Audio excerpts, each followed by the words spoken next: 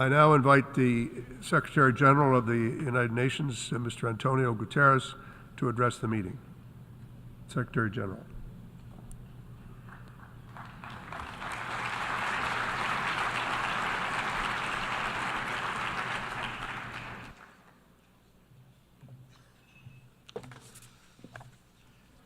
Mr. President of the General Assembly, Mr. President of the Economic and Social Council, Excellencies, ladies and gentlemen.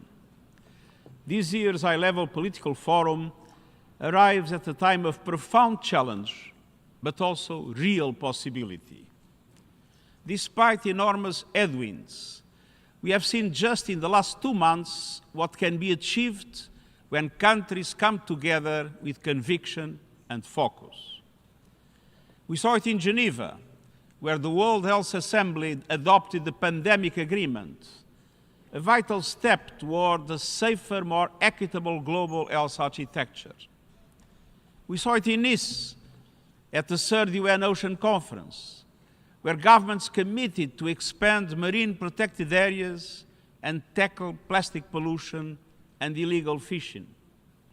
And we saw it in Seville at the 4th International Financing for Development Conference, where countries agreed on a new vision for global finance, one that expands fiscal space, lowers the cost of capital, and ensures developing countries have a stronger voice and participation in the organizations that shape their future. These are not isolated wins. They are signs of momentum, signs that multilateralism can deliver, signs that transformation is not only necessary, it is possible.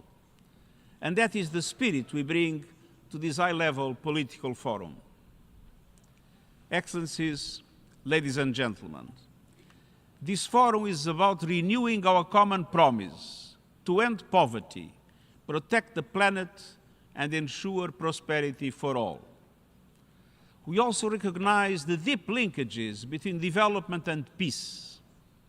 We meet against the backdrop of global conflicts that are pushing the Sustainable Development Goals further out of reach. That is why we must keep working for peace in the Middle East. Over the weekend in Gaza, we saw yet more mass shootings and killings of people seeking UN aid for their families, an atrocious and inhumane act which I utterly condemn. We need an immediate ceasefire in Gaza, the immediate release of all hostages, and unimpeded humanitarian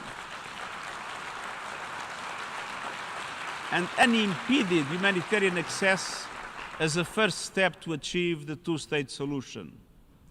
We need a ceasefire between Iran and Israel to hold. We need a just and lasting peace in Ukraine, based in the UN Charter, international law, and UN resolutions.